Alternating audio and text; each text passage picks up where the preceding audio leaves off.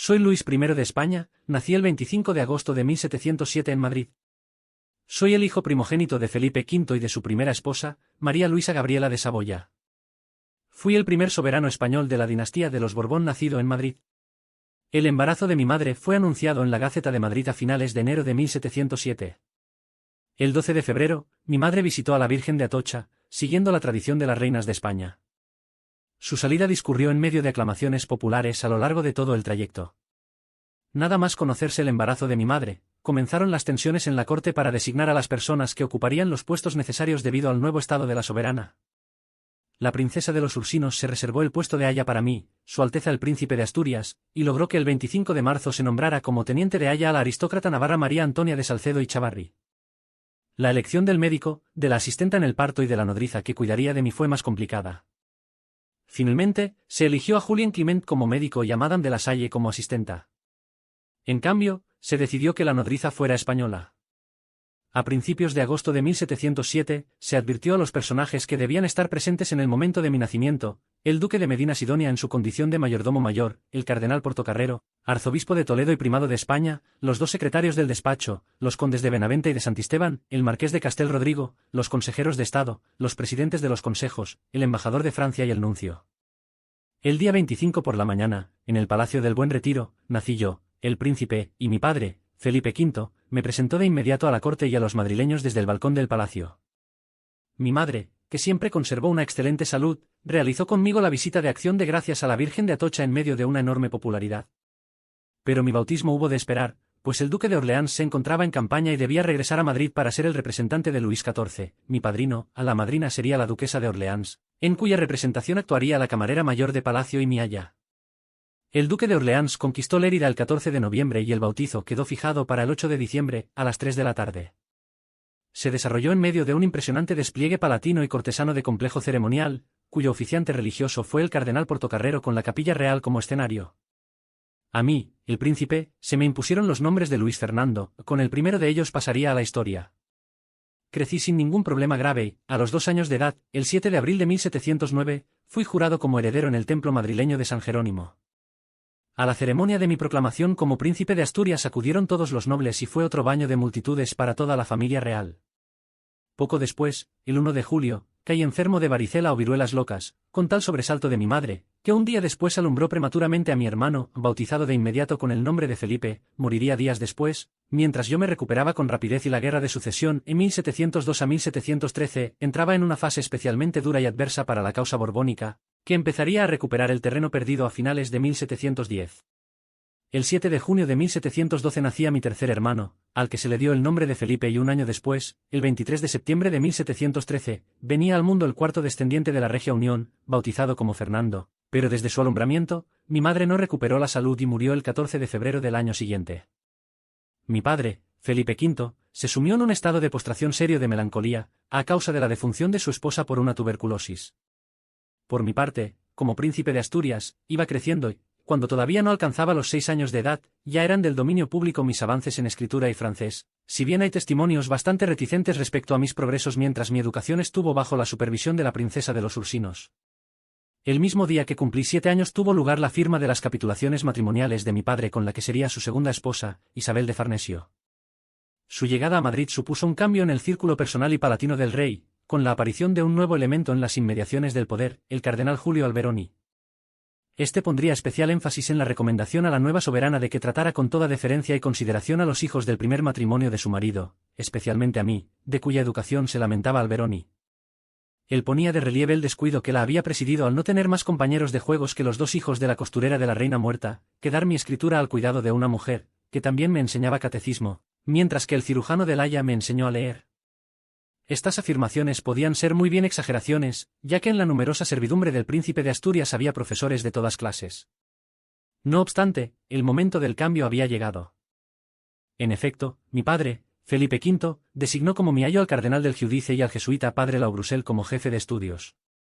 A las personas que hasta entonces habían formado mi entorno se las despidió con reconocimiento y reparto de mercedes, en particular a Antonia de Salcedo, a la que mi padre concedió el título de marquesa de Montehermoso y vizcondesa de Viguria, además de la dignidad de señora de honor de la reina recién llegada. Sobre ella corrían rumores de todo tipo, diciendo que mantenía una mala relación conmigo, el heredero de la corona. Durante todo este tiempo, acompañé a mi padre en los desplazamientos de la corte a los sitios reales, participando activamente en sus cacerías, una circunstancia severamente criticada entre las gentes. A pesar de no tener más de 9 años, el médico del rey, Burlet, vaticinaba una desgracia, proclamando que yo estaba amenazado por el mismo mal que acabó con mi madre. Ajeno a tales rumores, yo había mostrado un gran afecto a mi ayo, lo que inquietaba no poco a la Farnesio y a Alberoni, celosos de cualquier personalidad que pudiera tener una importancia que a ellos les hiciera sombra. Por lo tanto, lograron su remoción, siendo su sustituto el conde de Popoli, a quien yo veía con recelo, añorando el trato con del Giudice y mostrando una clara preferencia entonces por el conde de Altamira, gentilhombre de palacio. El marqués del Surco era el teniente de Ayo, otra criatura de Alberoni y la reina.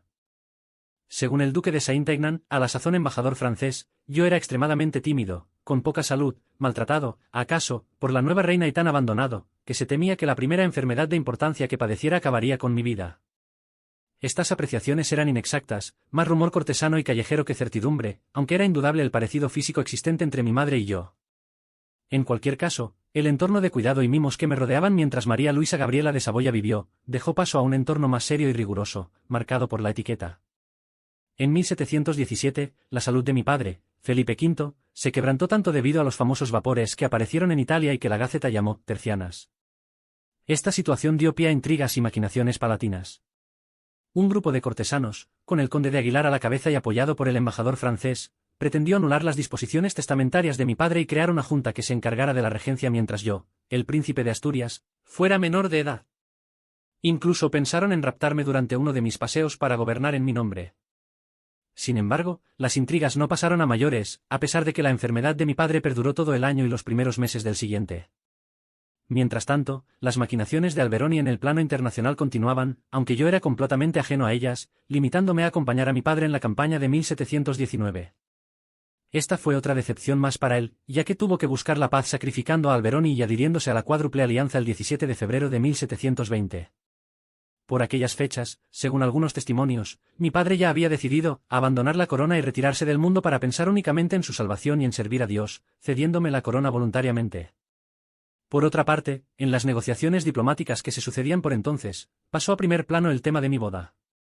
Las dudas de inclinarse hacia Francia o hacia el Imperio se resolvieron cuando el marqués de Grimaldo, sucesor de Alberoni en el despacho con mis padres, comunicaba al nuevo embajador francés, el marqués de Maulevrier-Langeron, que mi padre, Felipe V, solicitaba para mí la mano de la hija del duque de Orleans y ofrecía la de mi hermana, la infanta María Ana Victoria, para desposarse con Luis XV.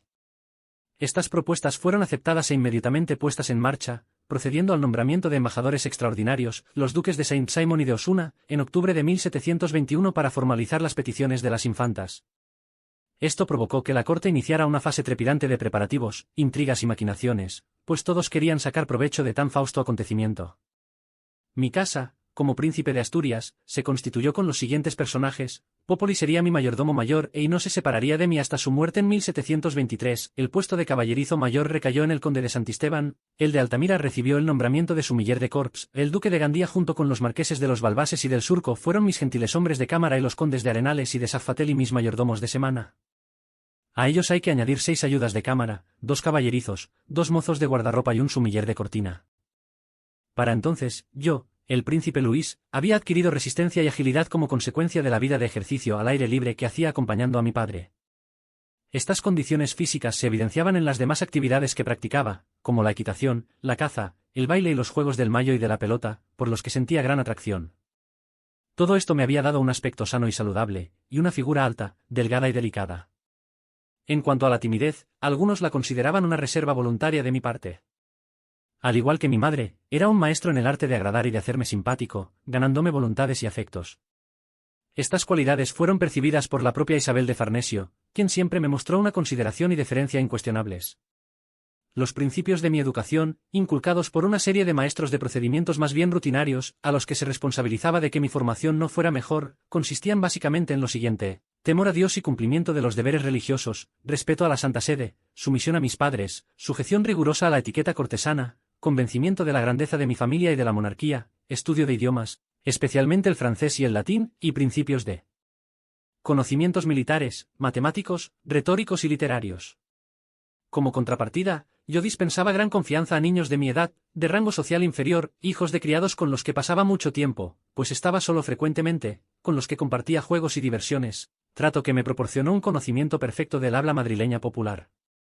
Siempre mantuve un trato entrañable con mis hermanos Fernando y Felipe, aunque Felipe murió el 29 de octubre de 1719, cuando solo tenía 7 años.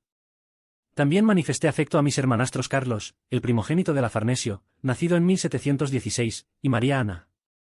En septiembre de 1721, se hizo público en la capital francesa mi compromiso matrimonial con Mademoiselle de Montpensier, Luisa Isabel de Orleans.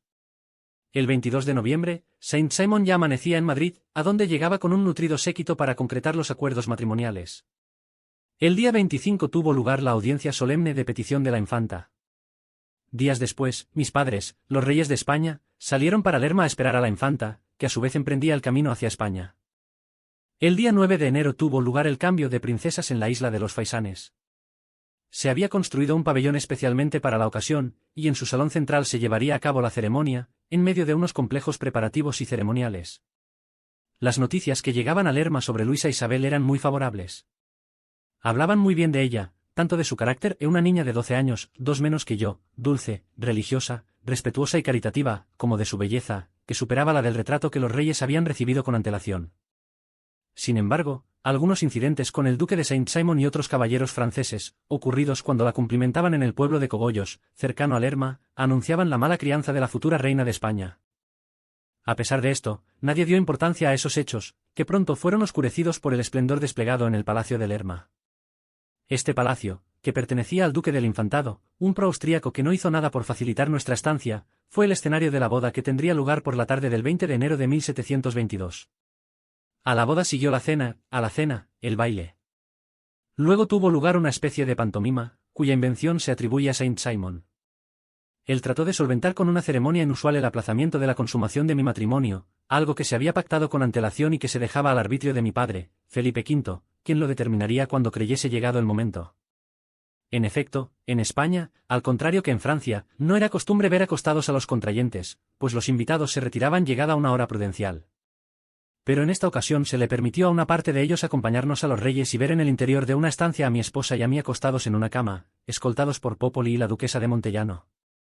Al cabo del rato se corrieron las cortinas del lecho, se cerró la estancia, y cuando todos los testigos se hubieron marchado, Popoli y Montellano me sacaron de la cama, y tuve que retirarme a mi cuarto con un gran enojo. Al día siguiente, el 21, tuvieron lugar las velaciones y el 22 los reyes, los novios y la corte emprendimos el regreso a Madrid. Ya en la capital, descubrí signos inquietantes sobre la salud de mi esposa, la princesa Luisa Isabel. Padecía una erisipela, tal vez debida al viaje, y además tenía 2 tumores de regular tamaño en el cuello, detrás de la oreja. Esto hizo pensar en alguna dolencia contagiosa, posiblemente relacionada con la disoluta vida de su padre, el regente francés. La enfermedad de Luisa Isabel se alargó, y con ello empezó a aflorar su verdadero carácter y mala crianza. Llegó a enfrentarse incluso con mi madre, quien comenzó a abominar de ella. Otro motivo de fricción fue el baile que debía celebrarse en palacio al regreso de los reyes.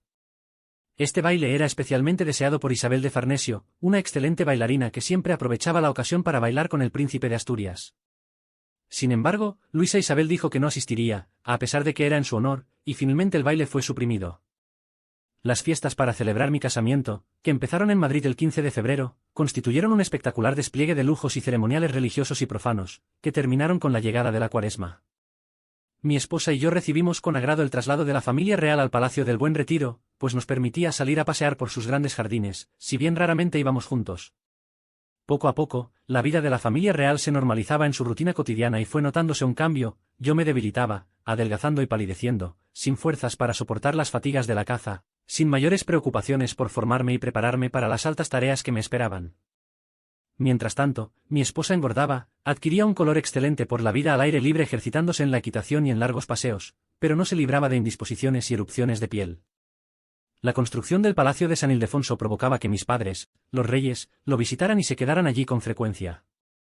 Como no había demasiadas estancias disponibles, mis hermanos y yo no podíamos estar todos con ellos al mismo tiempo, lo que nos hacía pasar mucho tiempo solos. Las visitas a nuestros padres duraban solo 1 o 2 días, cada 10 o 12, para que todos pudiéramos hacerlas disfrutando de un mínimo de comodidad. Estas separaciones generaron una nutrida correspondencia entre nosotros y nuestros padres. En mis cartas, por lo general, escribo en nombre de mis hermanos y relato lo que hacemos a lo largo del día. Soy algo más explícito y frívolo en las que dirijo a Isabel de Farnesio. Según estas cartas, Fernando y yo cazamos, a veces toda una jornada sin descansar, pescamos, jugamos al mayo, paseamos por la sierra cercana al Escorial, celebramos fiestecillas en los santos o cumpleaños, matamos serpientes y embromamos a alguno de los personajes de nuestro entorno. También escribí a mi esposa, la princesa de Asturias, quien seguía sin verme apenas. En sus cartas, mostraba el temperamento y carácter que tenía, siempre reacia a seguirme en las cacerías y jornadas a la intemperie. Además, las frecuentes indisposiciones que padecía requerían constantes atenciones de los médicos. Sus entretenimientos más habituales estaban muy próximos a las actividades manuales de las camareras que la atendían. El 17 de marzo de 1723, mi familia y yo visitamos Toledo. Ese día, mis hermanos y yo, los príncipes de Asturias, finalmente comimos juntos, algo que nos agradó a todos. Para agosto, el día 25, cuando cumplí 16 años, estaba prevista la consumación de mi matrimonio. Sin embargo, este evento no fue fácil y no logró cimentar nuestra vida en común, lo que desató toda clase de rumores entre los madrileños. Estos rumores se propagaron y extendieron a partir de 1724, cuando mi esposa, Luisa Isabel, comenzó a mostrar hasta qué extremo podían llegar sus caprichos. Por estos años se produjo una serie encadenada de muertes, que resultaría determinante en el futuro de mi joven esposa y mío. En efecto, el 8 de diciembre de 1722 murió la duquesa viuda de Orleans, abuela de Luisa Isabel. Poco después, en abril, se produjo el relevo de Maulevrier en la embajada en España por orden de Dubois, quien falleció el 10 de agosto, casi al mismo tiempo que el padre Daubenton, quien fue sustituido en el confesionario real por el igualmente jesuita padre Bermúdez. También en 1723, el 2 de diciembre, murió el duque de Orleans, padre de Luisa Isabel. A ella se le dio la noticia unos días después, cuando se recuperó de un ataque, otro más, de erisipela. La desaparición del duque de Orleans abrió el camino del duque de Borbón al cargo de primer ministro francés, más propenso a secundar la política de mi padre, Felipe V, quien sorprendió a todos el 10 de enero de 1724 al abdicar a mi favor, decisión que comunicó al Consejo de Castilla y que solo había anticipado a Isabel de Farnesio, a su confesor y a mí. Una decisión que se ha explicado de diversas formas, siendo la más difundida la de situarme en condiciones de ocupar el trono de Francia llegado el caso. Me convertí así en rey, siendo conocido como el bien amado y accediendo al trono sin que las cortes fueran convocadas, si bien mi popularidad entre el pueblo era indiscutible e incuestionable. Mi juventud aconsejó la creación de una especie de junta o gabinete para asesorarme. Creada por mi padre, Felipe V, antes de retirarse con Isabel de Farnesio y el marqués de Grimaldo al palacio de San Ildefonso en la Granja, la junta estaba compuesta por individuos de cuya lealtad no tenía dudas. Al frente estaba el marqués Luis de Mirabal, presidente del Consejo de Castilla, un jerezano, diplomático y criatura de Grimaldo, al igual que el secretario de Estado Juan Bautista Orendain, que no era miembro de la Junta y que se limitaba a ejecutar lo que su mentor le indicaba desde San Ildefonso. Los demás miembros eran Diego de Astorga, arzobispo de Toledo, Juan de Camargo, obispo de Pamplona e inquisidor general, los marqueses de Valero, presidente del Consejo de Indias, de Aitona, que lo era del Consejo de Guerra, y de Lede, general de los ejércitos españoles, el conde de Santisteban del Puerto, presidente del Consejo de Órdenes y Miguel Francisco Guerra, que había ocupado antes la presidencia del Consejo de Castilla y era hermano del confesor de la Reina Madre. La superintendencia de Hacienda se encomendó a Fernando Verdes Montenegro, que sustituía a Juan de Dios del Río. De esta forma, mi padre pudo seguir controlando el gobierno, sin ninguna opción para mí, que consultaba todos los asuntos y decisiones con mis progenitores, pues mi ignorancia política era completa, ya que carecía totalmente de experiencia en este sentido. Por lo que, en realidad, no hubo ninguna modificación ni cambio en la política española. Mi esposa y yo, entre quienes las pruebas de falta de amor eran conocidas por los cortesanos y empezaban a trascender, nos trasladamos desde el Escorial a Madrid. Realizamos nuestra entrada en medio de una gran acogida popular, celebrándose el besamanos en el Salón de los Espejos del Alcázar. Al día siguiente, 8 de febrero, acudimos a la Basílica de Atocha. Un día después, el 9, fui proclamado como Luis I. La cuestión más importante que se planteó en mi nuevo reinado fue la llegada a Madrid del mariscal de Tessé, enviado por el duque de Borbón, primer ministro de Luis XV, en una misión que ha sido considerada de formas diferentes.